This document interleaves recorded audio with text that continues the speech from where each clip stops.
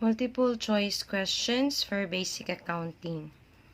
Which of the following accounts might be placed first in a proper journal entry? Letter A, cash when it has been decreased. Letter B, interest income when it has been increased. Letter C, unearned revenues when it has been increased. And letter D, bonds payable when it has been decreased. So I will give you 5 seconds to answer.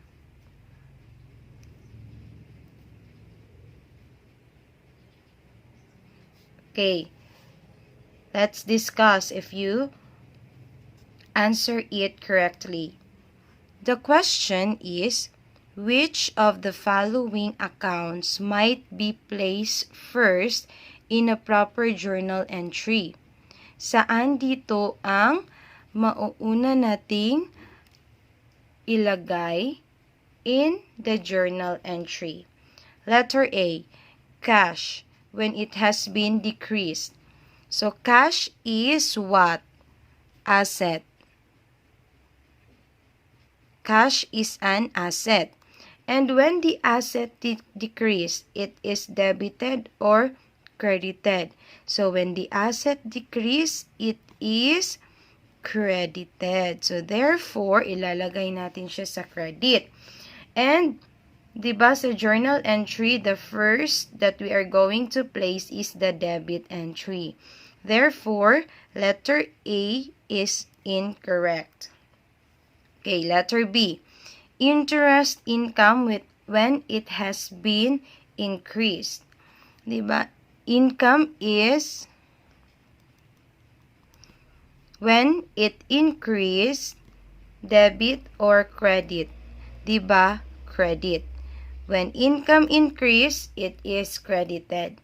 Therefore, it is not placed in the first in the journal entry. So, letter B is not correct. Letter C. Unearned revenues when it has been increased.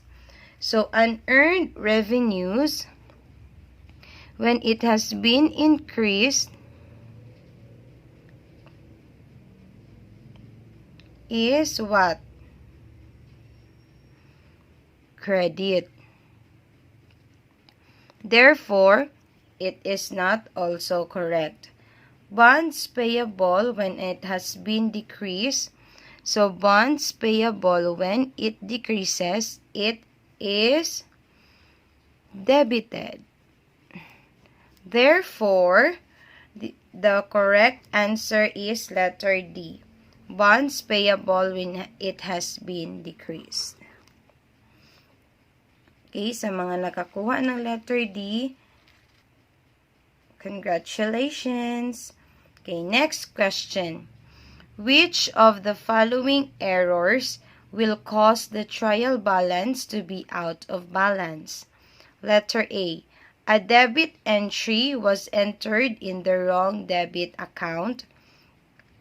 Letter B. An entire transaction was entered in the general journal as 53 pesos instead of 35 pesos. Letter C. The balance of an account was incorrectly computed. And letter D. An entire transaction was omitted from the general journal. I will give you 5 seconds to answer.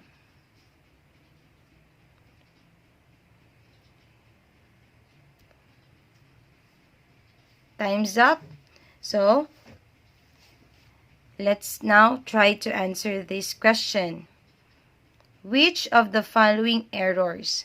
Saan dito na errors ang makakos that the trial balance is not balanced or out of balance? Letter A. A debit entry was entered in the wrong debit account.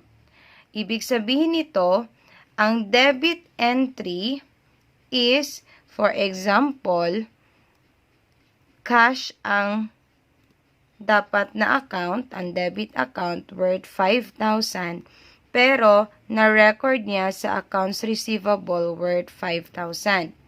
This error will make the trial balance gyapon. Even though they committed error, but the trial balance is all balance because the accounts the errors committed lang is na-enter lang siya in the wrong amount, but it is the same in the debit account. Kuha. The correct entry sana is 5,000 sa cash, but na-record siya sa accounts receivable na 5,000. Magiging balance pa rin, it's because kung di ba hindi siya na-record sa cash pero na-record siya sa accounts receivable, but both the accounts are in a debit account, so balance pa rin ang ating trial balance. Next, an entire transaction was entered in the general journal as 53 instead of 35. When we say entire transaction, both the debit and credit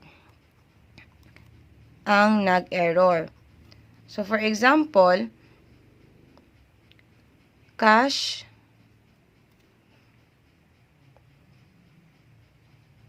or rent expense, for example, rent expense, then cash, na sana is 35 and 35, but they recorded it as 53.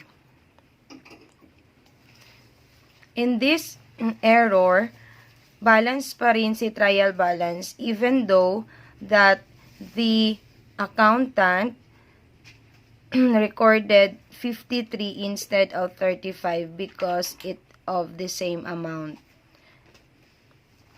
Next is the balance of an account was incorrectly computed. If the balance is incorrectly computed, that is the time that the trial balance is out of balance. Then an entire transaction was omitted from the general journal. For example, the transaction rent expense and cash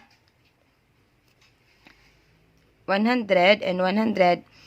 Meron sana itong transaction but it was omitted. Balance pa rin si trial balance. It's because both the debit and the credit are omitted. So, the correct answer for this question is letter C. So, that's it for this multiple choice question.